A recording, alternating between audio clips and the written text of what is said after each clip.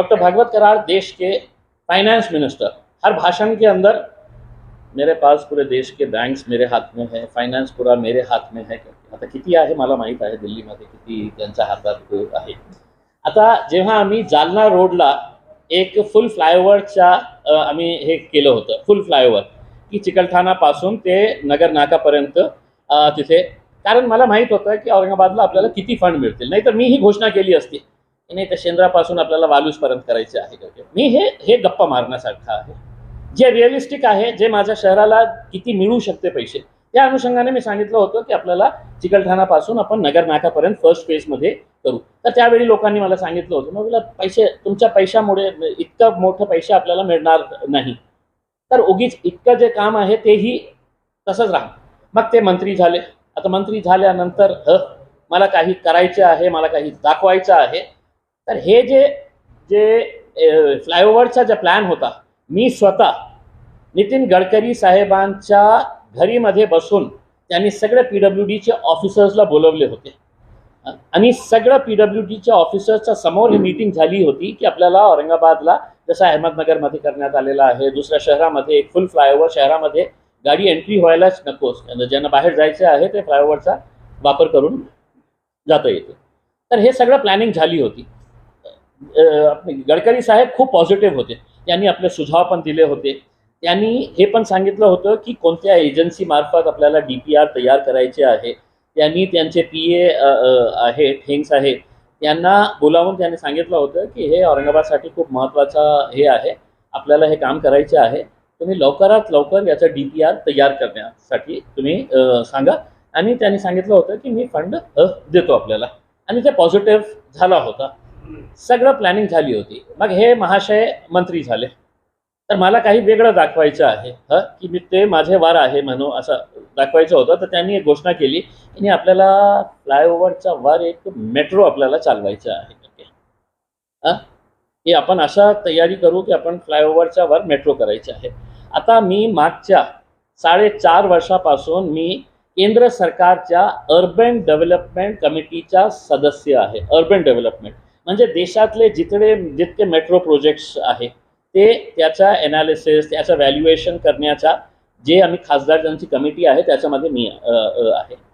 म्हणजे first time MPsला हे committee मिळती नाही, अर्बन डेव्हलपमेंटची आणि सिव्हिल एव्हिएशनची फर्स्ट टाईम MPsला मिळतच नाही. म्हणजे अशी थातुरमातुर ते कमिटीज देतात आणि सेकंड टर्म, थर्ड टर्म सिनियरिटीप्रमाणे, कारण ते खूप महत्त्वाची कमिटी आहे.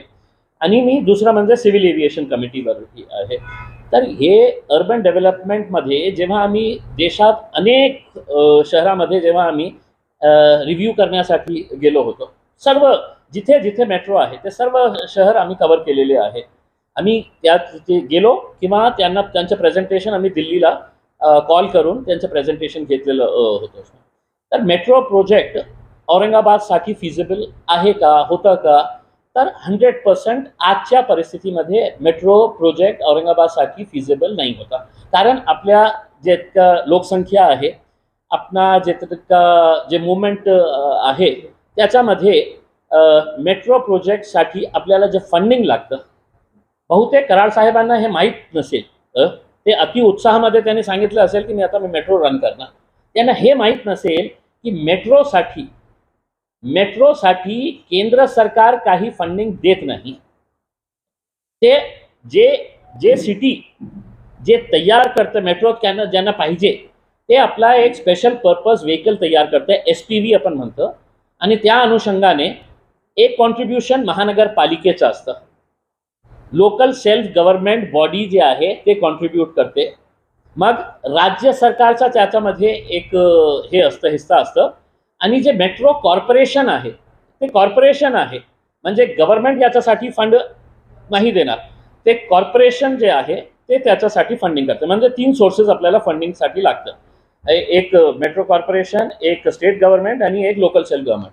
आता हे आपली महानगरपालिकेची परिस्थिती काय, पगार द्यायला पैसे नाही, लोकांना आपल्याला बाहेर काढावं लागत आहे, त्यांचे नोकऱ्या खतम करायच्या आहे, आपल्याकडे रस्ते आतापर्यंत चांगले झालेले नाही, आपल्याकडे पाण्यासाठी हे आहे, आपल्या ड्रेनेजची अवस्था काय आहे. मग किती पैशाची आपल्याला गरज असली असती महानगरपालिकेकडून, ते शक्यच नाही होतं. मग जेव्हा मला वाटतं की त्यावेळी त्यांनी घोषणा केली तर अरे हम लेके आ जाएंगे, हम लेके आ जाएंगे करके, म्हणजे हवा में बात करने के लिए तो मुझे भी बहुत कुछ अच्छे से आता है. उस वक्त जब करार साहब ने घोषणा की थी, मैंने एक पत्र लिखा था मुख्य कार्यकारी अधिकारी Aurangabad city development corporation limited को. 21 फरवरी 2022 को ये पत्र लिखा था. ये उसका इनवर्ड है, जब ये साहब ने घोषणा करे थे कि हम मेट्रो प्रोजेक्ट लेके आ रहे हैं. इसकी कॉपी मैं आपको देता हूँ और उस कॉपी के अंदर आपको समझ में आ जाएगा. औरंगाबाद शहरात स्मार्ट सिटी प्रकल्पाअंतर्गत मेट्रो लाईन DPR बनविण्याच्या कामास स्थगिती देऊन नागरिकांच्या प्राथमिकता असलेल्या व सध्या स्थितीत अत्यावश्यक विकास कामे व प्रकल्पांना प्राधान्य देने बाबत. ये मैंने पूरा डिटेल के अंदर बताया. एक DPR बनाने के लिए कितना पैसा लगता है पता है आपको? ये DPR मेट्रो का, सिर्फ DPR बनाने के लिए. और मैं खुला कह रहा हूँ, ये मेट्रो रेल कॉरपोरेशन जो महाराष्ट्र सरकार की है, ये सिर्फ है तो बोगस DPR बना के, क्योंकि इनको कितना पैसा मिलता है एक DPR बनाने के लिए? 7.5 करोड़. फक्त DPR बनवण्यासाठी 7.5 करोड़ रुपये इनको देना था. मैंने खुला उसके अंदर लिखा था की स्मार्ट सिटी अंतर्गत महारेल संस्थेस मेट्रो लाईनच्या DPR बनविण्यास देण्यात येणारे रुपये 7.5 कोटी पूर्णपणे वाया जाणार आहे. औरंगाबाद शहराचा विकास आराखडा पाहता सध्या तरी मेट्रो लाईन शक्यच नाही. सबब निधी शहरातील उद्याने व सध्या स्थितीत गरज असलेले लोकोपयोगी विकास कामे करण्यासाठी वापरावे. शहराला फक्त काही जंक्शन आणि विशेषतः जालना रोडवर उडानपूल हवे आणि ते अत्यंत महत्त्वाचे आहे. मी स्पष्टपणे लिहिलं होतं की आज आम्हाला मेट्रोची नाही है. देखिए काय बोले तो जालना रोड के ऊपर एक फुल फ्लाईओवर होना चाहिए, जैसा हमने देखे हैं अहमदनगर के अंदर, आपने देखे हैं 1 फुल flyover city in city out है. दूसरे बड़े शहरों के अंदर ये हो रहा है. सिर्फ औरंगाबाद के अंदर क्यों ऐसा है? तो ऊपर नीचे करके है तो पूरे जालना रोड के ऊपर इतने सारे फ्लाईओवर्स बनाए जा रहे थे. तो मैंने नितिन गडकरी साहब के पास पूरा प्रपोजल लेके गया था और मैं शुक्रिया अदा करता हूँ गडकरी साहब का कि उन्होंने बहुत पॉजिटिवली उसको लिया था. एक मीटिंग ऑर्गेनाइज की गई थी जिसके अंदर पूरे PWD के NHAI के अधिकारी वहाँ पर बुलाए गए थे और उनके सामने सब डिस्कशन हुआ था. गडकरी साहब खुद बड़े इंटरेस्टेड थे कि वहाँ पर एक फुल फ्लाईओवर होना चाहिए करके. वो सब फाइनल हो गया था. उन्होंने कहा था कि इसका DPR इमीडिएट हम बनाते हैं, मैं फंड सैंक्शन करता हूँ और हम जल्द से जल्द है तो उसका उद्घाटन कर देंगे करके. उसके फ़ौरन बाद क्या हुआ कि हमारे अति उत्साही डॉक्टर कराड़ साहब जो है वो देश के मंत्री बन गए और मंत्री बनते ही उनको फाइनेंस मिनिस्टर बना दिए. तो उन्होंने बोले देश का पूरा पैसा मेरे हाथ में है, देश का पूरा फाइनेंस मेरे हाथ के अंदर है करके. अब उनके हाथ में क्या है ये मुझे अच्छी तरीके से मालूम है दिल्ली के अंदर. लेकिन उन्होंने फिर आके घोषणा कर डाली कि नहीं, अपन जो फ्लाईओवर बना रहे उसके ऊपर अपन मेट्रो चलाएंगे करके. और वो मेट्रो के लिए है तो उन्होंने अपने तौर के ऊपर उस वक्त के स्मार्ट सिटी ऑफिस से कांटेक्ट करे और उन्होंने बोले कि अपने को इसका DPR बनाने का है करके. अब वो DPR जो मेट्रो रेल कॉरपोरेशन बनाती है, महाराष्ट्र सरकार की जो कॉरपोरेशन है, वो सिर्फ एक DPR बनाने के लिए 7.5 करोड़ रुपये लेती है. अब वो 7.5 करोड़ रुपये के अंदर उन्होंने है तो अपना खातुर मातुर अपना DPR बना दिए. अब वो DPR बना के जब उन्होंने NHAI, जालना रोड जो है वो NHAI के अंडर में जाता है, तो उन्होंने NHAI को DPR भेज दिया कि देखो ये हमने DPR बनाया है अभी इसके ऊपर. तो NHAI ने इनके मुंह के ऊपर एक तमाचा मारा और तमाचा मारकर उनको ये कहा कि भाई साहब आपने तो हमारे को एक प्रपोजल भेजे है 3,737 करोड़ रुपये का. ये प्रपोजल के बारे में हमारा ना कोई अप्रूवल है, ना कोई सैंक्शन है, ना हमको इसकी कोई जानकारी है. तो हम आपने जो DPR तैयार किए हैं हम इसको बाइज्जत आपको वापस लौटा रहे हैं, अपने जेब में रख लीजिएगा पुड़िया बना के. तो ये DPR वापस आ चुका है.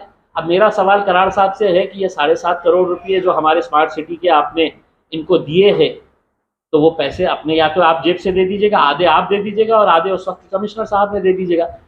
अगर ये मेट्रो होने ही नहीं वाला है, आपने किसी का अप्रूवल ही नहीं लिए है, आपने सिर्फ औरंगाबाद की जनता को एक लॉलीपॉप दे देने का कि मैं आ गया हूँ तो अब देखो मैं कैसा है तो ट्रेन भी उड़ा देता हूँ करके यहाँ से, तो उन्होंने सिर्फ एक लॉलीपॉप दिए. तो NHAI ने है तो उनके मुंह के ऊपर देखिएगा क्या जवाब देके उनको भिजाया है. अभी भेजा है 23 मई 2023 को. In this regard as per direction receive from competent authority the proposal is return here with. रख लो तुम्हारा प्रपोजल तुम्हारे पास 3,737 करोड़ रुपये का.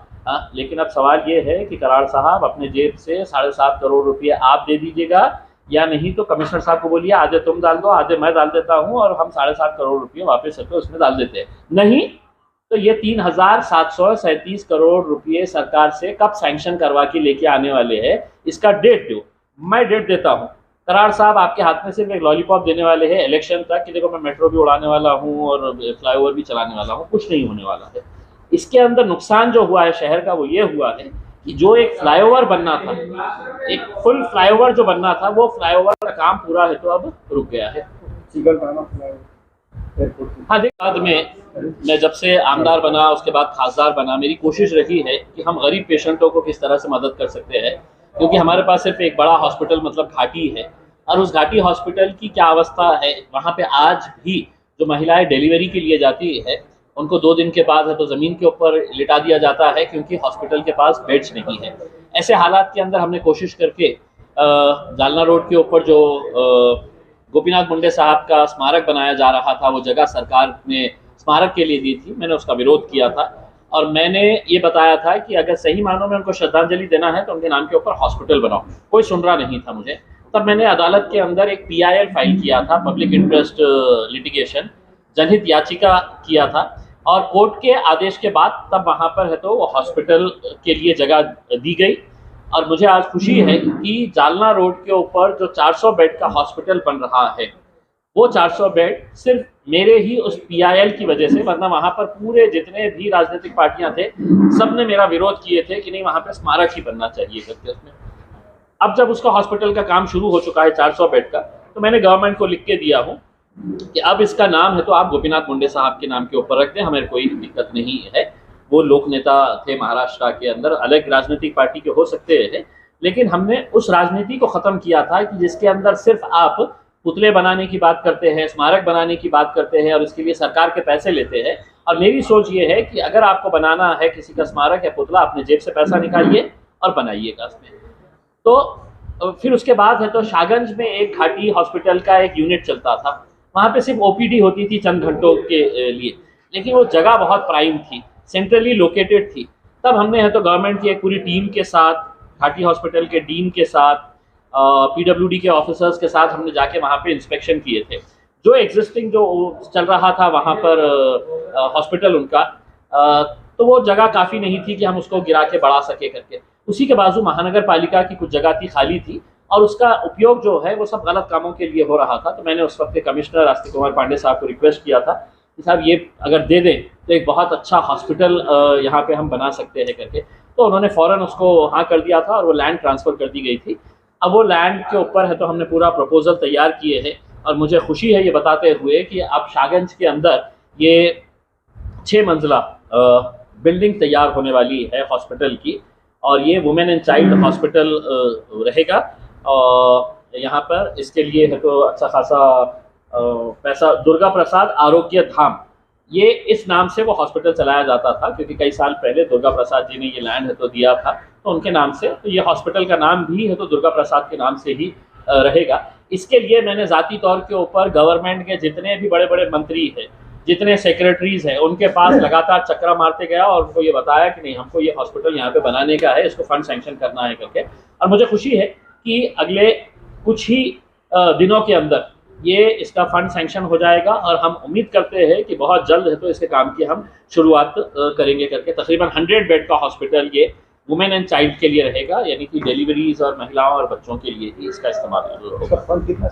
ये तकरीबन 23 करोड़ के करीब का अभी प्रपोजल है तो PWD की तरफ से गवर्नमेंट के पास गया है, और ये आने वाले इसके अंदर ये अप्रूव हो जाएगा, ये हमको मालूम है। Sir metro train, metro train आणि शहरांच्या जे आज अनेक असे भाग आहे की जिथे रोडचे आपण इन्फ्रास्ट्रक्चर चांगलं केलं तर आपल्याला इतकं हजार कोटींच्या वरची गोष्ट करतो की म्हणजे इतके 1000 कोटी रुपये आपल्याला खर्च करण्याची आवश्यकता नाही। मग त्यांनी काय केलं, एक पैसे मिळणार आपल्याला स्मार्ट सिटीवरून, मग स्मार्ट सिटीचे जे कोणी अधिकारी हे निर्णय घेतला असेल त्यांनी आता उत्तर द्यावं की मी तुम्हाला अलर्ट केलं होतं हे सगळं बोगस धंदे सुरू आहे करके, तुम्ही आमच्या शहराचे पैशाचा अशा दुरुपयोग अशा कोणत्या आधारावर केलं होतं। अच्छा ठीक आहे, त्यांनी बनवले तयार BPR तयार केलं, कोणाच्या सांगण्यावरून की आमचे फायनान्स मिनिस्टर माझ्या हातात आहे। अरे तुमच्या हातात, आमच्या हातात फायनान्स आहे तर मी हे आणू ते आणू करके। अच्छा DPR सबमिट झाल्यानंतर जालना रोड जे आहे ते NHAI national highway authority of India यांच्या एखत्यारीत येते. NHAIच्या त्यांनी आत्ताच एक अराउंड 70-75 करोड रुपीज त्यांनी त्याच्या दुरुस्तीवर खर्च केलेले आहे NHAIने. आता हे DPR तयार झाल्यानंतर साहेबांनी म्हटलं की हे NHAIला पाठवून द्या. म्हणजे NHAI जे एजन्सी आहे, ज्याचा रोड आहे, ज्याची मालकी हे आहे, मग NHAIने 23 मे 2023ला एक पत्र त्यांनी पाठवले. कुणाला पाठवले? Executive officer Aurangabad smart city. आणि त्यांनी हे सांगितलेले आहे, इंग्रजीमध्ये आहे, this has reference to your office letter dated submitting herewith the detail project report of 4-lane vehicular flyover from DMC Shendra to Pandharpur, Waluj, Aurangabad.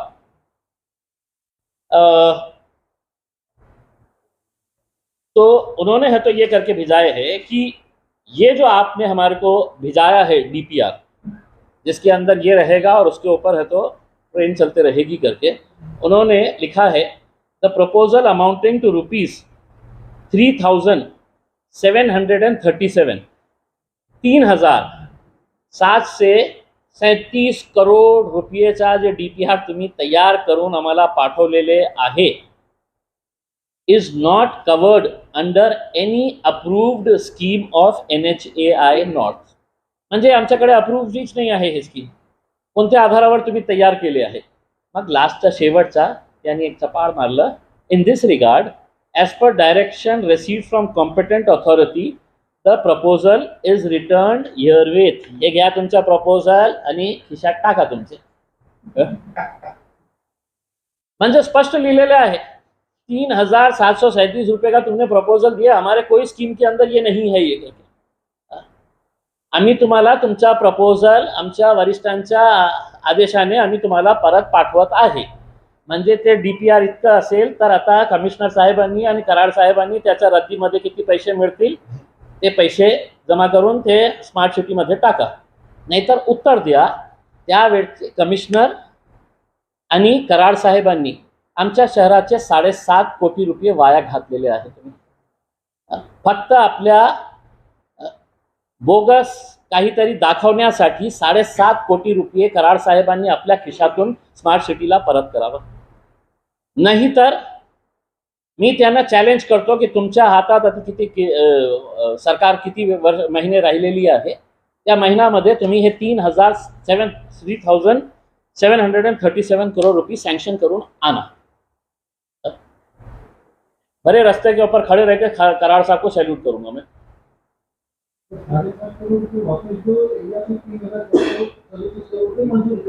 हाँ 7.5 करोड़ रुपए जो उन्होंने DPR में डाले हैं, एक तो वो वापस करना, नहीं तो फिर सेंट्रल से 3,737 करोड़. बिल्कुल बिल्कुल बिल्कुल यही है भाई. आज 7.5 करोड़ के अंदर आप देखिएगा कि एक एक गली में हम जब काम करने के लिए जाते हैं तो 10 लाख रुपए का काम कर रहे हैं, 15 लाख रुपए का काम कर रहे हैं. आज औरंगाबाद शहर के अंदर कितने ऐसे अंदर इंटरनल रोड्स है कि जिसके अंदर हम 7.5 करोड़ के अंदर क्या नहीं कर सकते थे. अब अगर ये DPR इतनी जल्दबाजी के अंदर बनाए हैं, मैंने एक मरतबा दानवे साहब से पूछा, मैं बोला साहब हमारा वो मेट्रो का क्या हुआ करके, मला काहीच माहीत नाही. खरं बोलतो, मला काहीच माहीत नाही. म्हणजे जे रेल्वेचे आहे त्यांना काही माहीत नाही. आणि हे साहेब आपलं फक्त मी आहे मेरा देश का पूरा फाइनेंस बैंक मेरे हाथ में है करके तो तर हे याच्यासाठी मी ते कमिशनर आणि कराड साहेब दोघांनी आपल्या खिशातून 7.5 कोटी रुपये स्मार्ट सिटीला परत करा आपल्या खिशातून. अस्तिक कुमार पांडे साहेब होते आणि अस्तिक कुमार आणि आता ते जे कमिशनर आहे त्यांनी याच्यावर काहीतरी निर्णय घ्या की फक्त मंत्र्यांच्या, आमदारांच्या, खासदारांच्या बोलण्यावरून तुम्ही असे पैसे वाया घालत असेल तर मी अर्बन डेव्हलपमेंटच्या कमिटीचा सदस्य असल्यामुळे मी यांची तक्रार अर्बन डेव्हलपमेंट कमिटीमध्येही करणार आहे. कारण ते पैसा आणताना स्मार्ट सिटीच्या प्रोजेक्टमध्ये हे पैसे आले होते आणि स्मार्ट सिटीचे पैसे कुठून येतं तर अर्बन डेव्हलपमेंट परिसरामध्ये विदेशामध्ये सुद्धा देशाकडे लक्ष आहे की ह्या देशामध्ये असं घडतं. त्या विषयाला पडदा घालण्यासाठी हा विषय सुरू केला असं वाटतंय का तुम्हाला? खास करून असं म्हटलं जातं की गुरुजी म्हणजे भाजपचं पिल्लू असं म्हटलं जातं. खूप घाणेरडा पिल्लू, फक्त पिल्लू नाही, खूप घाणेरडा पिल्लू.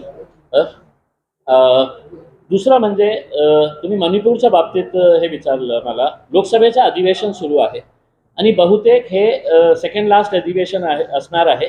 त्याच्यानंतरचं जे आहे ते शेवटचं अधिवेशन असणार आहे आणि ते खूप लिमिटेड पिरियडसाठी असू शकतं, कारण ते त्यावेळी 5 राज्यांचं इलेक्शन होणार आहे. तर सगळे जे मंडळी आहे ते आपल्या आपल्या कॉन्स्टिट्युएन्सीमध्ये बिझी असतील. 5 राज्यांचे इमॅजिन करा खासदार किती लोक ते गैरहजर असतील. तर हे सेशन खूप महत्त्वाचं होतं. मागचं जे अधिवेशन होतं ते पूर्ण वाया कशासाठी गेलं होतं की सरकारने म्हटलं की नाही, आम्ही अडानीच्या बाबतीत कोणत्याही आम्ही डिबेट करण्यास तयार नाही आहे करके. विरोध पक्षांचं हे होतं की नाही, अडानी एक मोठा मुद्दा बनलेला आहे आणि त्यांचं जे फायनान्शियल फ्रॉड जे त्यांनी केलेलं आहे त्याच्या बाबतीत चर्चा व्हायला पाहिजे. पूर्ण अधिवेशन तसंच वाया गेलेलं आहे. आता नियमाप्रमाणे ज्या पंतप्रधानांना नियम माहीत नसेल तर त्यांना त्या खुर्चीवर बसण्याचा अधिकारही नाही मोदी साहेबांना, की पार्लमेंटच्या गेटवर येत होते आणि पार्लमेंटच्या गेटवर उभे राहून ते मीडियाला ॲड्रेस करतं आणि पार्लमेंटला त्यांची अकाउंटेबिलिटी आहे. जेव्हा हाउस इन प्रोग्रेस रहता है, जब लोकसभा राज्यसभा चलते रहता है, तो कोई minister without addressing the house वो डायरेक्ट जाके है तो मीडिया से बात नहीं कर सकता. बाकी दूसरे दिनों में कर सकते हैं. मोदी जी ने गेट के सामने खड़े रह के मीडिया से अपना दुख दर्द नाटक जितना भी करना था कि दर्द पीड़ा कैसी हुई है उनको, तो वो पूरा कर दिए है. लेकिन पिछले इतने दिनों से पार्लियामेंट एक भी दिन नहीं चल रहा है, हमको बोलने का मौका नहीं दिया जा रहा है. सिर्फ मंत्री आते हैं, कोई तो भी एक बिल लेके आते हैं, उनके पूरे एमपीज को जमा किया जाता है और वॉइस वोट के ऊपर चला होयचं बहुमत नाहीचं बहुमत, हाँ होयचं बहुमत, झाले करके. म्हणजे इतने इंपॉर्टेंट बिल्स. अब जैसा आपने सुने होंगे अमित शाह साहब भाषण दे रहे थे 2-2.5 घंटे के करीब है तो कि मोदी जी ने और देश में हमने कितना अच्छा काम किया है करके. बिल कोणता होता? कॉपरेटिव्हचा होता. म्हणजे मी इतका प्रयत्न केले की ते मला संधी देतील तर मी हे आदर्शचे जे डिपॉझिटर्स आहे त्यांचा काय हाल होत आहे, मलकापूरचे डिपॉझिटर्स आहे त्यांचा काय हाल होत आहे, हे पतसंस्थामध्ये आणि कॉपरेटिव्ह बँक्समध्ये कसा फ्रॉड चाललेला आहे हे मी बोललं असतं. पण नाही, आम्हाला बोलण्याचा संधीच दिली नाही. फक्त बिल आणायचे, हे व्हॉइस वोटच्या आधारावर पास करून घ्यायचे. तर हे मला वाटतं की खूप चुकीचं आहे. मोदी साहेबांनी मोठापणा दाखवायचं. मणिपूर हे देशाचा आहे, एक हिस्सा आहे आणि त्यांनी उद्या येऊन पार्लमेंटमध्ये सांगावं की नाही, जे झालेलं आहे ते चुकीचं आहे, आम्ही कठोर कारवाई घेणार. जे लोक जे मरण पावलेले आहे, त्यांची हत्या करण्यात आलेली आहे, जे चर्चेस जाळण्यात आलेलं आहे, आम्ही पुन्हा बांधून देऊ. अरे तुम्ही प्राईम मिनिस्टर माझेही आहे ना. तुम्ही असं कसं समजतो की मी फक्त भारतीय जनता पार्टीचा आणि विश्व हिंदू परिषदचा बजरंग दलचा मी प्राईम मिनिस्टर आहे, माझेही पंतप्रधान आहे. आणि काय चूक आहे आमची की साहेब तुम्ही या एक स्टेटमेंट तरी करा की इतकं दिवसापासून इतकं महिन्यापासून हे सगळं आगजनी आणि हे सुरू आहे, व्हायलन्स सुरू आहे मणिपूरमध्ये. याच्या बाबतीत सरकारने हे कठोर कारवाई आतापर्यंत केलेली आहे. इतके लोकांचं नुकसान झालेलं आहे. हे प्राईम मिनिस्टरकडून आमची अपेक्षा असते. मग तुम्ही विदेशात जाऊन इतकं मोठे गाजाबाजा करता, मोठं बडबड करता की देश ये वो आणि भक्त त्यालाही म्हणतं. मग तुम्ही पार्लमेंटला कशाला फेस नहीं करता? पार्लियामेंटला फेस करा ना. जाते आते सिर्फ एक आपको ये बता रहा हूँ कि मैं एक बार फिर से मैं महाराष्ट्र के जितने भी पत संस्थाएं हैं और कोऑपरेटिव बैंक्स है, वहाँ पे जिन जिन लोगों का पैसा लगा हुआ है, मैं एज अ खासदार बोल के आपको बोल रहा हूँ, कल अपने बैंक के सामने, अपने पत संस्था के सामने जाइए और वो पैसा आप निकालिए, क्योंकि वरना आपको आने वाले दिनों के अंदर वही हाल होगा जो आज आदर्श के जितने डिपॉजिटर्स हैं उनका हो रहा है. और मैं इसलिए कह रहा हूँ कि अगर किसी के 25 लाख रुपये किसी सहकारी बैंक के अंदर रखे हुए हैं और अगर वो बैंक का डायरेक्टर और चेयरमैन वो पैसा लेके गायब हो जाते हैं, तो आरबीआई ने कहा है कि हम सिर्फ 5 लाख रुपये आपको इनिशियल है तो आपका देंगे करके, और बाकी के लिए है तो आप हमारे पास है तो चप्पलें घिसते रहना करके. और पत संस्थाएं जितने भी हैं वो पत संस्थाओं के ऊपर किसी का कोई कंट्रोल नहीं है. करोड़ों रुपये. अभी आप थोड़े दिनों के बाद देखेंगे ये मानकापे के साथ का एक जो पार्टनर है डायरेक्टर, उसकी भी एक बैंक है, उसकी भी एक पत संस्था है। आप 8 दिन के अंदर देखिए, 8 दिन के अंदर ये पूरे लोग जो है वो दोबारा उनको सड़क के ऊपर आना पड़ेगा। हाँ? किसी के है तो 5 लाख रुपये है, उन्हें गए तो दे रहा है 17,000 रुपये ले ले, बोला 17,000 ले ले, अभी मैं देता, बाद में देता है करके। म्हणजे हे कधीपर्यंत चालणार आहे? मैं इस वजह से बोल रहा हूं, अगर तुमने 4 तारीख तक महाराष्ट्र की विधानसभा का अधिवेशन चल रहा है, लोग अगर लाइनों में खड़े रह के अपना पैसा निकालना शुरू करें, पूरा महाराष्ट्र का सहकार क्षेत्र हिलना चाहिए और मुख्यमंत्री को, उप मुख्यमंत्री को मजबूरन हाउस के अंदर खड़े रहकर यह घोषणा करना पड़ेगा कि तुम अपना पैसा निकालो मत, महाराष्ट्र सरकार उसकी जवाबदारी लेता है। महाराष्ट्र सरकार की जिम्मेदारी रहेगी कि किसी भी गरीब का, किसी भी डिपॉजिटर का 1 रुपया हम जाने नहीं देंगे करके। और अगर नहीं करेंगे तो फिर आपको यही हाल होगा जो आज लोग आदर्श वाले रोते बैठे हुए अपने पैसे के लिए।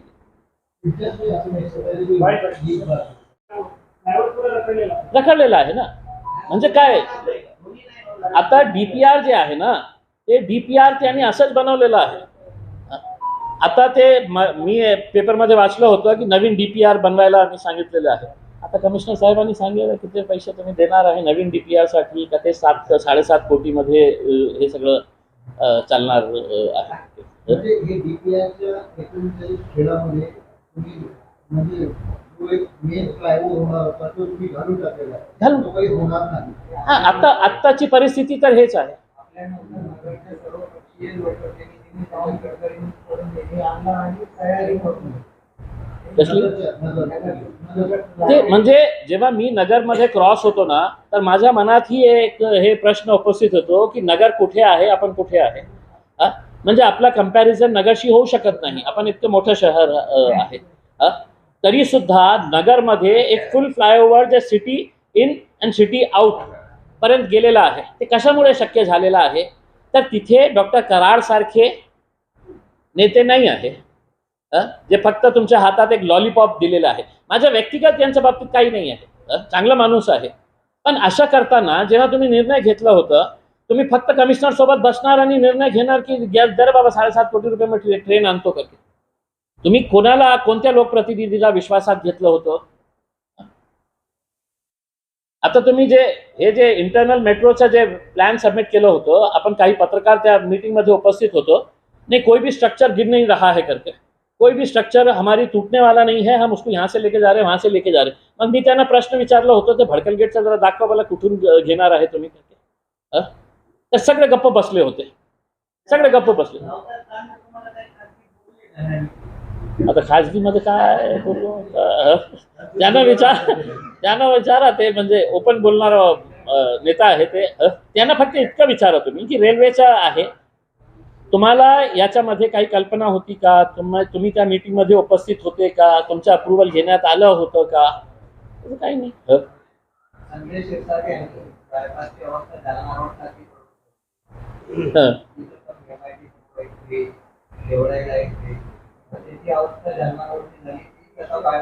हो हो हो खरं आहे। म्हणजे आपले मतलब शहराची जे लाईफलाईन म्हणतो ना आपण, ते हे दोघं रोड जे आहे, ते बीड बायपास आणि जालना रोड जे आहे, ते शहराची लाईफलाईन आहे। म्हणजे इमॅजिन करा की एक फुल फ्लायओव्हर झालं असतं तर आपल्याला जे आज क्रांती चौकला, मोडा नाकेला किंवा मुकुंदवाडीला हे जे ट्रॅफिक आपल्याला मिळतं ते संपली असती ना, आणि आपण रिअलिस्टिक झाले असते। तर आज तुम्ही ॲज अ पत्रकार म्हणून मी आपल्याला प्रश्न विचारतो की आज औरंगाबादची लोकसंख्या अशी आहे का, आपल्या इंडस्ट्रियलायझेशन इतकं झालेलं आहे का की शेंद्रापासून कोणाला वालूजला जायचे आहे?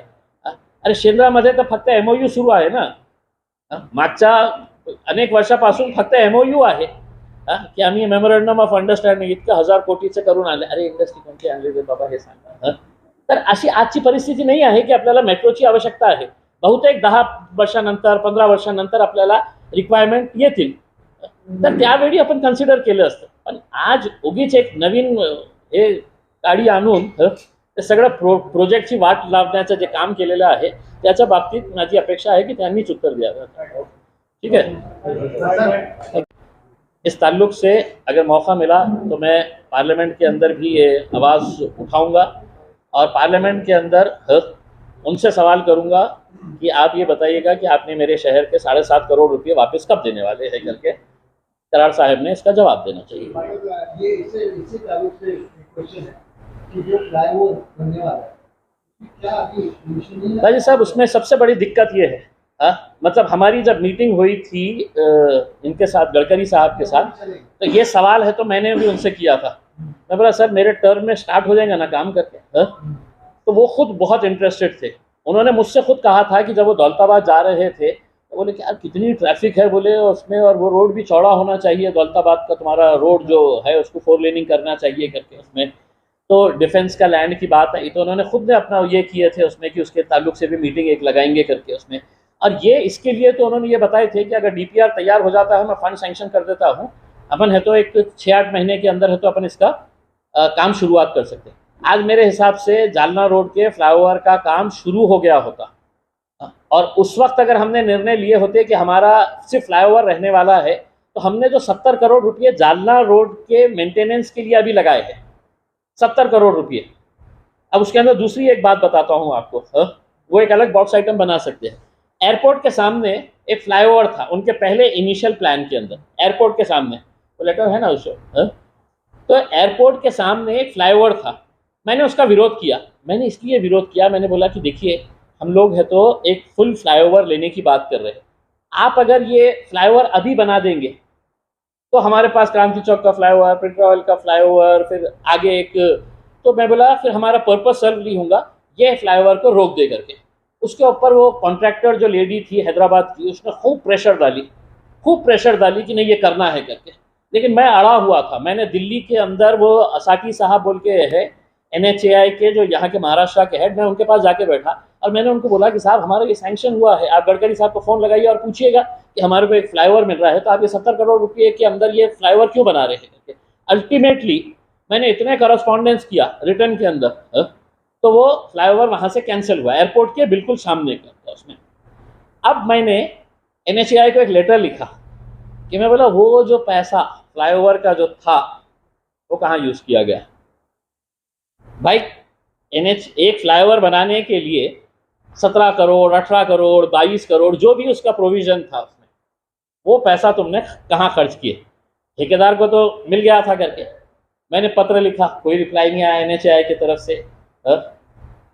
मेरे PA है शोएब साहब, उनको है तो NHAI के ऑफिसर ने फ़ोन करके बोला कि अरे यार ये क्या हमारे पीछे लगा दिए है करके उसके अंदर। तो फिर मैंने डबल से है तो हमने लेटर लिखे कि हमारे को ये बताओ करके कि ये पैसा कहाँ खर्च हुआ है करके उसमें।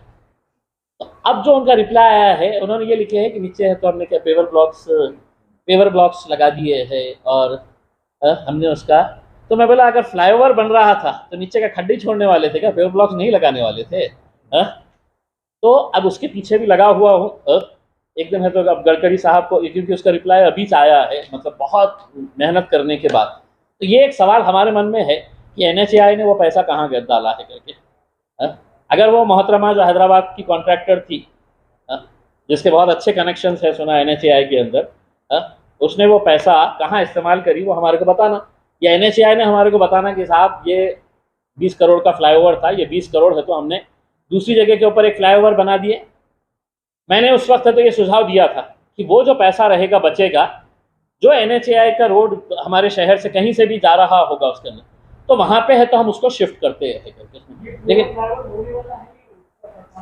अब क्या है मालूम क्या है कि जिसके हाथ में पूरा फाइनेंस है और जिसके हाथ में पूरे बैंक्स है और जिन्होंने 7.5 करोड़ रुपये मेरी बाट लगा दिए है शहर की, उन्होंने जवाब देना चाहिए कि अभी मेट्रो अगर नहीं हो रहा है तो वो फ्लाईओवर के लिए है तो आप अभी उसको मंजूरी देंगे, या सिर्फ है तो औरंगाबाद के शहर के लोगों को है तो लॉलीपॉप दे के है तो अपना इलेक्शन तक खींच के लेके जाएंगे कि मैं ला रहा करके। यही अफसोस है ना उसके अंदर। जो काम है तो हमारा आज के दिन है तो बहुत आगे बढ़ गया होता, लेकिन सिर्फ एक आदमी के अति उत्साह की वजह से, और सिर्फ शहर को कुछ तो भी मैं लॉलीपॉप दे दूं, और वो लॉलीपॉप की वजह से ना हम मेट्रो के अंदर रहे ना फ्लाईओवर के अंदर रहे। तर तुम्ही सांगा मला की निगेटिव्ह न्यूज पासून सुरू करू का पॉझिटिव्ह न्यूज?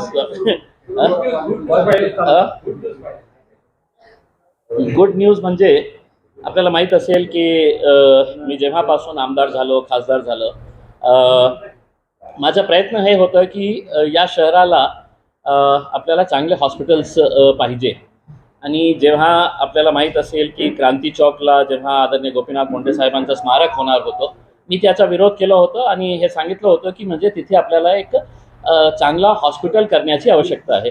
त्यावेळी खूप लोकांनी मला शिवीगाळ केली होती आणि माझा विरोध केला होता की तुम्ही कशा असे नेत्यांचा विरोध करत आहे. मी लोकनेत्यांचा विरोध करत नाही होता. मी आदरणीय गोपीनाथ मुंडे साहेबांचा खूप आदर करणारा आणि एक चांगले माझे मित्रही होते. मी पत्रकार होतो त्यावेळी.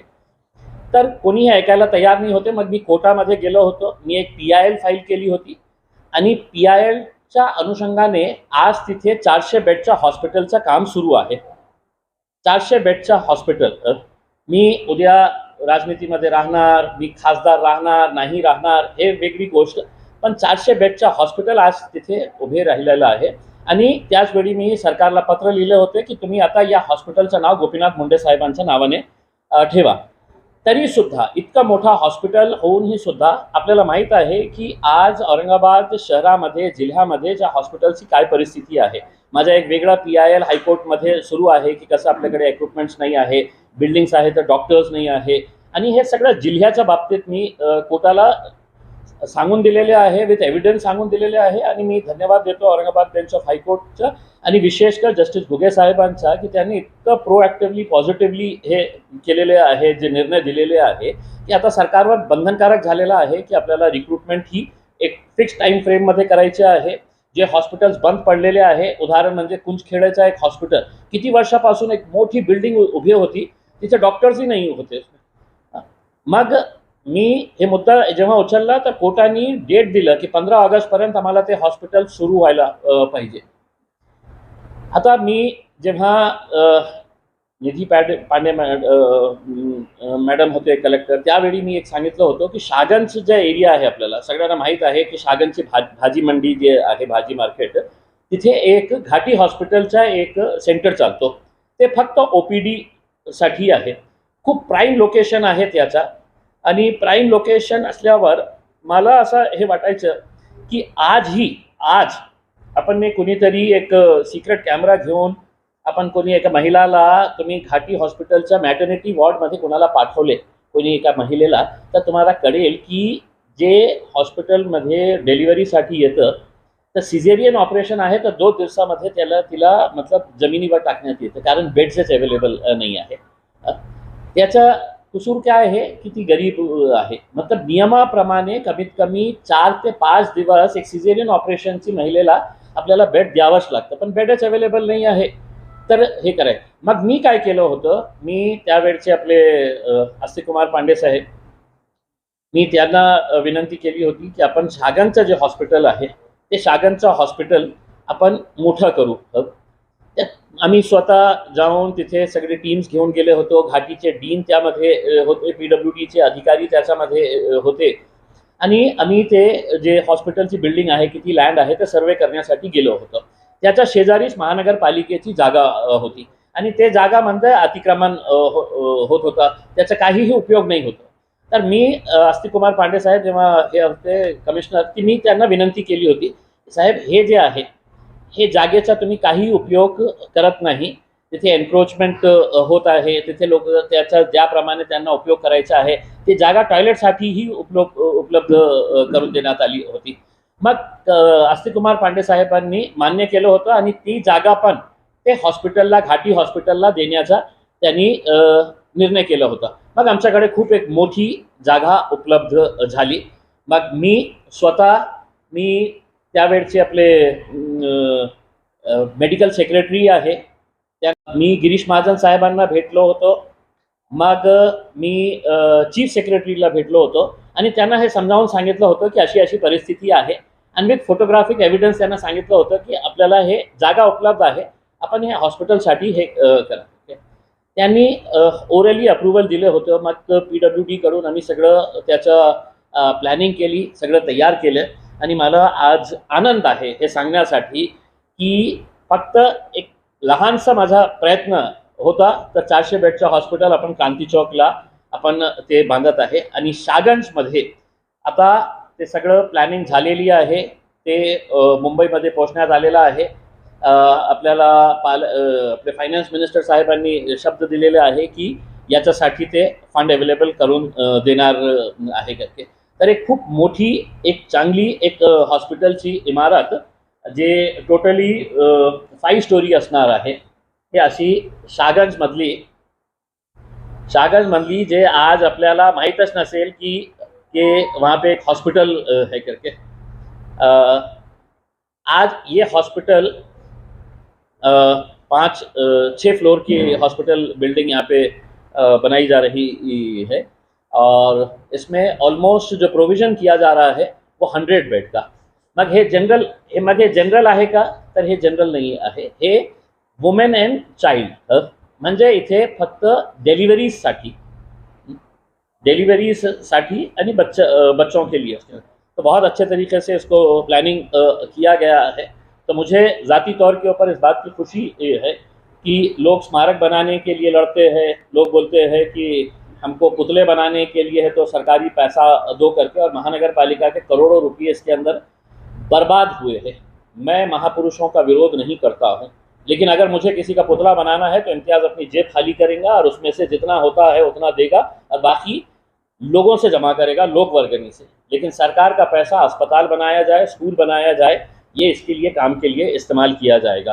तो हमें उम्मीद है कि ये जैसे ही फंड सैंक्शन होता है इसका, जिसके लिए मैं ज़ाती तौर के ऊपर कंटिन्यूस में फॉलोअप लगा हुआ हूँ, तो हम एक 2 से ढाई महीने के अंदर इसका हम एक्चुअली काम शुरू करने के पोजीशन के अंदर हम आ गए हैं. तो आप देख सकते हैं एक भव्य हॉस्पिटल यहाँ पे आ रहा है, 100 बेड का, 200 बेड का पहले वहाँ पे क्रांति चौक के ऊपर था, लेकिन अब उसको बढ़ाकर 400 बेड का हॉस्पिटल किया गया है. तो आगे चलकर आपको खुद समझ में आएगा कि औरंगाबाद के अंदर कितने गरीब लोगों को इसका फ़ायदा होगा. तो दिस इज़ द पॉजिटिव ये है जो एक अच्छी तरह से मैं यही तो चीख रहा हूँ, चीख के बोल रहा हूँ. क्या आप क्या तुम्ही जसं शहराच्या विकासासाठी बोलले, त्याच पद्धतीने राज्यभरामध्ये तणावाचं वातावरण आहे. महात्मा गांधींविषयी जे काही विधान केलं होतं भिडे गुरुजींनी, त्यामुळे राज्यभरामध्ये पुतळे जाळले जात आहेत, तुमची काय प्रतिक्रिया आहे? मी याच्या बाबतीत बोललेलं आहे की म्हणजे तो इतका मोठा आणि इतका महत्त्वाचा माणूस नाही आहे. म्हणजे आज तुम्ही मला सांगा की एक 2 वर्षापूर्वी 3 वर्षापूर्वी महाराष्ट्रामध्ये कोणाला माहीत होतं का की असा वेडा माणूस आहे का आहे करके इसमें, ज्याला आपण वेडे गुरुजी म्हणतो. म्हणजे आपल्याला हे लोकांना, त्यांना मानणारे त्यांचे जे भक्त आहे त्यांना हे आपल्याला विचारायचं आहे की गुरुजी आपण कुणाला म्हणतो. हे अशा प्रकारचे घाणेरड्या प्रवृत्तीचे लोकांना आपण गुरुजी म्हणणार आहे. काही टायटल्स दिलं, काही असे भामटे लोकांना आपण मोठं टायटल देतो, स्वामी चरण, कालीचरण स्वामी महाराज. अरे काय ते हे बोलायला सुरुवात करतो तर त्याची हे शैली बघा, बोलण्याची काय पद्धत आहे. तुम्ही फक्त असं हे टीका लावलं आणि मी स्वामी झालं होतं का. मग एकाला आपण पदवी दिली होती बापू, कुठे गेला बापू ते, आसाराम बापू कुठे गेलं ते. तर हे आता हे सरकार जाणून बुझून अशा प्रवृत्तींना ते मोठा करत आहे. आणि मी आपल्याला हात जोडून विनंती करत आहे की अशा प्रकारचे जे लोक आहे ज्यांची काही लायकी नाही आहे, म्हणजे काही मतलब 1% त्याची लायकी नाही आहे की त्याला आपण काही महत्त्व द्यायचं. आपण महत्त्व देऊ राहिलं मग ते इतकं मोठं झालं की कधी गंगापूरला यायचं, कधी कोणत्या दुसऱ्या शहरामध्ये जायचं, कधी आंबेडकरी समाजाबद्दल बोलायचं, कधी महात्मा गांधीबद्दल बोलायचं. हे जे चाललेलं आहे ना की त्यालाही माहीत आहे की मला संरक्षण कुठून मिळत आहे, की मला सरकारने सांगितलेलं आहे की तू जा आणि जितकं नौटंकी करू शकतं ते नौटंकी करा. तर अशा प्रकारच्या प्रवृत्तींना आपण जास्त महत्त्व नाही दिले तर मला असं वाटतं की खूप चांगलं होईल. ये है मंत्री है जो ये नेगेटिव है. पॉजिटिव दिया ना मैंने, हॉस्पिटल बनाया. अब थोड़ा सा अब देखिए मैं आपको बताता हूँ कि हमने देखिए मुझे नहीं पता. नहीं ठीक है, ठीक है. ये सवाल भी अच्छा है. देखिए मेरा हमेशा से ये कहना है कि हमने एक ऐसी सोच लोगों के अंदर पैदा करना चाहिए ये जो राजनीतिक लोग हैं कि साहब आप महानगर पालिका ये 2 करोड़ रुपए दे दो, हमको इसका स्मारक बनाने का है, ये 3 करोड़ रुपए दे डालो, हमारे को इसका पुतला बनाने का है, इसका ये करने का है करके। मैंने हमेशा से देखिए, मैं खुली बात कर रहा हूँ। मैंने जब खैरे साहब ने ये बोला था कि हमको महाराणा प्रताप का पुतला बनाने का है करके, महानगर पालिका से पैसे मांग रहे थे, तब इम्तियाज जलील ने खुद ने बोला था कि मैं मेरी तरफ से 5 लाख रुपये देने के लिए तैयार हूँ, आप अपनी जेब से निकालिएगा करके। हम लोगों से पैसा जमा करके 1 करोड़ का नहीं, हम 2 करोड़ का भव्य बनाएंगे करके। लेकिन अगर महाराणा प्रताप के नाम से अगर कुछ करना है हमारे को, तो हम किसी ग्रामीण इलाके के अंदर एक सैनिक स्कूल खड़े करेंगे और उसका नाम है तो हम महाराणा प्रताप के नाम से देंगे करके। लेकिन हमारे पास की जो घटिया राजनीति है वो इन्हीं मुद्दों के ऊपर आधारित है। इम्तियाज जलील विरोध केला म्हणजे त्याला आदर नाही, त्याला हे नाही, त्याला ते नाही करके। आज अनेक लोक माझा विशेषतः बीड अंबेजोगाईवरून ते फोन करतं मला आणि ते म्हणतात की नाही साहेब, खूप मोठं मन लागतं की तुम्ही सरकारला हे पत्र लिहिलं की आता तुम्हाला हॉस्पिटलला जे गोपीनाथ मुंडे साहेबांसाठी स्मारकसाठी जागा होती, आता त्या हॉस्पिटलचं नाव तुम्ही गोपीनाथ मुंडे साहेबांच्या नावाने करा। आता ते करतील नाही करतील मला माहीत नाही, कारण ज्या प्रकारे गोपीनाथ मुंडे साहेब आणि त्यांच्या फॅमिलीवर आता राजनीती कशी प्रकारे चालत आहे आणि कशा भारतीय जनता पार्टीच्या ब्लडमध्ये आहे की ज्या माणसाने आपल्याला मोठा केलेला आहे त्याला आपण कशा असं काढतो आणि बाहेर साईडला फेकून देतो। याचा एक प्रमुख उदाहरण म्हणजे भारतीय जनता पार्टीचे सगळे मोठे मोठे नेते तुम्ही आज कोणत्या परिस्थितीमध्ये आहे तुम्ही बघते। तो मेरा ये है कि अब वो गवर्नमेंट के ऊपर है, हमने हमारा काम तो कर डाले, हमारा कोई विरोध नहीं है कि उसको आपको हॉस्पिटल को क्या नाम देना है, डिपार्टमेंट हे सँक्शन करतो। औरंगाबाद पहिल्या लिस्टमध्ये होतच नाही, दुसऱ्या लिस्टमध्ये होतच नाही स्मार्ट सिटीचं मग आम्ही प्रयत्न केले की नाही औरंगाबादला आपल्याला स्मार्ट सिटीमध्ये आणायचे आहे, आणलं होतं। मग याचा असा पैशाचा दुरुपयोग होत असेल तर हे पत्र दोघंही पत्र मी आपल्याला फॉरवर्ड करतो। मेट्रोचा काय आहे की खूप सारे शहर आहे की जिथे मेट्रो जे आहे ते फेल्ड प्रोजेक्ट झालेला आहे। फेल्ड इन द सेन्स की त्याचा रेव्हेन्यू जितका जनरेट व्हायला पाहिजे तर अनेक शहरामध्ये ते खूप मोठ्या लॉसेसमध्ये चाललेले आहे, अनेक शहरामध्ये। काही शहरामध्ये ते हे आहे 100% ते मतलब प्रॉफिटमध्ये आहे। पण इवन हैदराबाद सारखा मोठा जे शहर आहे ते पण लॉसमध्ये आहे। ते आपला नागपूरचा जे मेट्रो आहे ते लॉसमध्ये आहे, कोचीचा जे मेट्रो आहे ते लॉसमध्ये आहे। तर हे ॲनालिसिस सगळं रिव्ह्यू करताना आणि हे जेव्हा पैसे त्यांनी उभे केलं होतं त्यांचे महानगरपालिकेने, तर त्यांच्याकडे लँड बँक्स होती। मग ते लँड बँक्स त्यांनी त्याचं कमर्शियलाइज केलं होतं की ते लँड बँक बिल्डराला दिलं होतं, कमर्शियल पर्पजला दिले होते आणि ते पैसा जनरेट केलं होतं। आपण भिकार काय, कुठे आपल्याकडे काय आहे, कुठून पैसे उभे करणार हे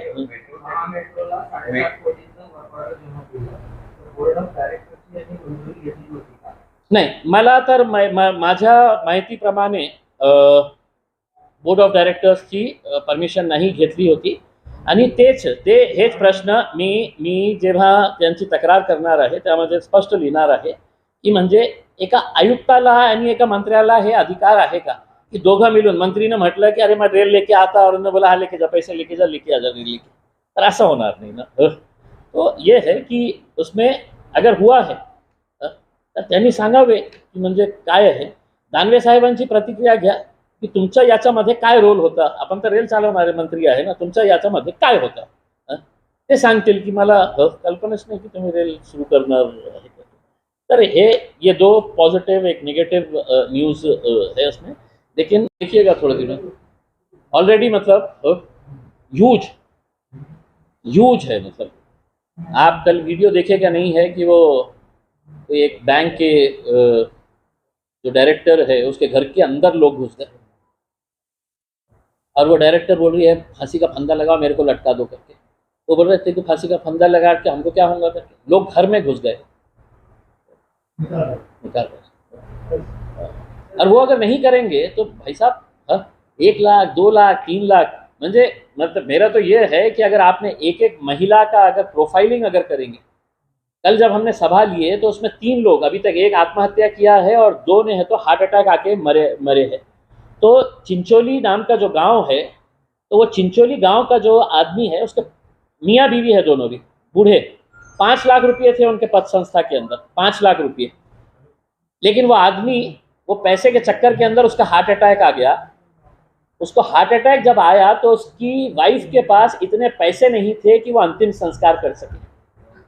तो जो गांव के लोग थे, उसमें से एक गांव का लोग मेरे बाजू स्टेज के ऊपर बैठा हुआ था, बोला साहेब ते माझेच गावाचे आहे करके, आणि आम्ही सर्व गावकऱ्यांनी वर्गणी, लोकवर्गणी जमा करून त्यांचा अंतिम संस्कार केलेला, 5 लाख रुपये, 5 लाख रुपये।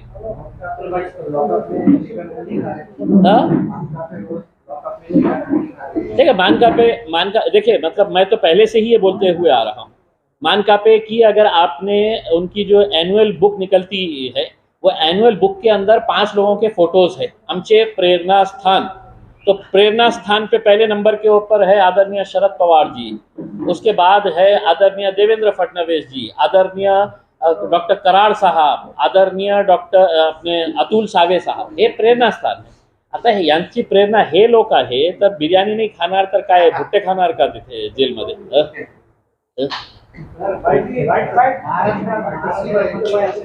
फ्लाईओवर बनना था। अभी NHAI ने पूरे जालना रोड के ऊपर 70 करोड़ रुपए, 72 करोड़ रुपए कुछ खर्च किए। उस 72 करोड़ के अंदर एक फ्लाईओवर उनका एयरपोर्ट के सामने भी था, लेकिन मैंने उसका विरोध किया। मैंने रिटर्न के अंदर भिजाया था। मैंने गडकरी साहब को बोला था कि सर, अगर हमने एक फुल फ्लाईओवर बना रहे हैं तो आप ये जालना रोड एयरपोर्ट के सामने एक दूसरा फ्लाईओवर क्यों बना के, वो वेस्ट हो जाएगा करके। तब मैंने बहुत करस्पॉन्डेंस करने के बाद है तो वो फ्लाईओवर कैंसिल हो गया था।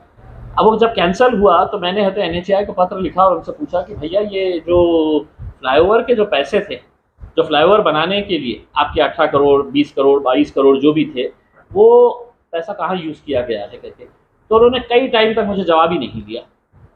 और फिर मैंने बार बार उनको है तो लेटर पे letter, reminder number 1, reminder number 2, reminder number 3, तो उनको समझ में आ गया कि 1,000 अपना पीछा छोड़ता नहीं है करके। तो उन्होंने आखिर में मुझे जवाब दिए कि हमने वो जो पैसे थे उससे तो हमने पेवर ब्लॉक्स लगाए हैं, हमने यहाँ पे कंक्रीटिंग कर दी है करके उसके अंदर। तो अब मेरा उनसे ये कहने का है कि एक फ्लाईओवर की कीमत के अंदर अगर आप नीचे क्या बनाने वाले थे? आप तो फ्लाईओवर पेवर ब्लॉक्स तो वैसे भी लगाने वाले थे, कंक्रीटिंग तो वैसे भी करने वाले थे। तो ये पैसे की इंक्वायरी अगर सही तरीके से हुई तो समझ में आएगा कि हैदराबाद की कॉन्ट्रैक्टर जो मैडम थी और NHAI के कौन कौन से अधिकारियों ने क्या क्या किए हैं, सब समझ में आ जाएगा। देखिए, ज़मीन जो है 3000, नहीं, ये 100 बेड का हॉस्पिटल, ये 100 बेड का हॉस्पिटल रहेगा।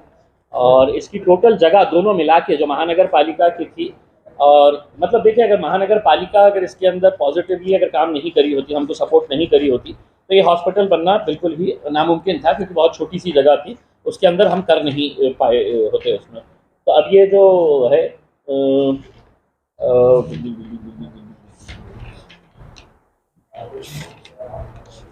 ये है टोटल है 3203, हाँ, दुर्गा प्रसाद, मतलब Durga Prasad 3254 square metre, 3254 square metre. आणि या हॉस्पिटलचं जे नाव देण्यात आलेलं आहे, urban health training centre and mother and child care hospital at Durga Prasad Arogya Dham, Aurangabad. ये दुर्गा प्रसाद एक साहब थे, कई साल पहले उन्होंने है तो वो लैंड दिए थे और उनके नाम के ऊपर ये हॉस्पिटल बनना है बोल के ये किए थे। तो वो जो नाम है वो नाम वैसे ही रहेगा, दुर्गा प्रसाद आरोग्य धाम के नाम से ही रहेगा, लेकिन एक बड़ा हॉस्पिटल वहाँ पे बनने के लिए जा रहा है। तो ये एक पॉजिटिव न्यूज़ थी। अब मैं दूसरी आपको निगेटिव न्यूज़ सुनाता हूँ, जो हमारे अति उत्साही, और मैं मंत्री बन गया हूँ तो अब पूरा मेरे हाथ में है और मैं क्या क्या कर सकता हूँ। ये अभी रफली जो एस्टिमेट तैयार किया गया है, ये ऑलमोस्ट 23 करोड़ का बजट है इसका, जो एस्टिमेट पूरा स्टेट देगा, पूरा स्टेट के उसमें से आएगा।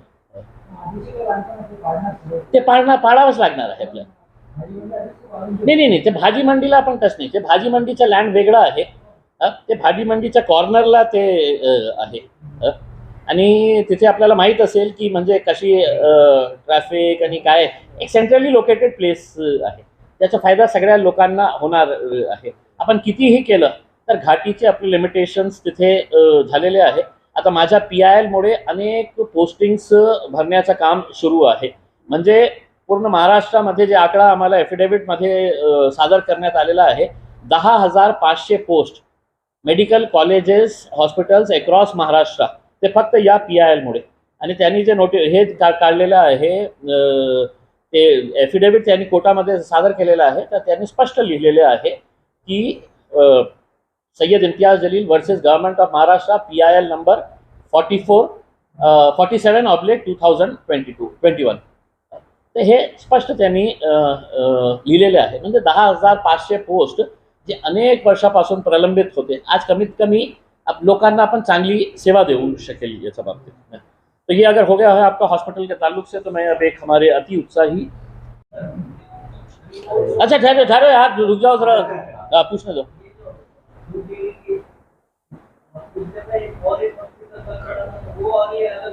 ये अलग अलग है सर. वो तो 400 बेड का हॉस्पिटल है, उसका काम ऑलरेडी स्टार्ट हो गया है. मतलब मेरा ख्याल है 2nd फ्लोर तक आ गया है. मैं आने के बाद है तो एक पर्सनल है तो आप लोगों की विजिट करवाएंगे, वहाँ पे सब जाके देखेंगे कि मतलब वो कैसा हॉस्पिटल बन रहा है करके. मतलब वो एक शहर की पहचान हो जाएंगी जिस लेवल के ऊपर वो काम, उसका पूरा डिज़ाइनिंग ये वो के अंदर मेरा पर्सनल इन्वॉल्वमेंट था. अब वो नाम का तय जो है वो सरकार कर डाले. अगर सरकार को लगता है कि इम्तियाज, बिल्कुल देना चाहिए. अगर यही होगा तो ये घटिया राजनीति खत्म होगी. वरना लोग है तो मुझे जाती के नाम से की नाही तो मुसलमान आहे म्हणून हे विरोध करत होता, हा ते आमचे नेते होते. आणि ते आमचेही नेते होते ना. आज जसं मी बोलतो ना की आपण महाराणा प्रतापच्या नावाने तुम्ही पुतळे बांधून काय साध्य करणार आहे. मी स्वतः खैरे साहेबांना विचारले असते की महाराणा प्रतापच्या बाबतीत एक 3 ओळी सांगा मला तुम्ही. ते फक्त इतकं सांगितलं असतं की हो खूप मोठं होते, खूप शूरवीर होते, बस. याच्यापेक्षा जास्त काही. पण आपल्याला राजनीती अशाच मुद्द्यावर घेऊन करायची आहे. हे देशाच्या राज्याचा दुर्दैव आहे, आपल्याला हे सांगायचे आहे.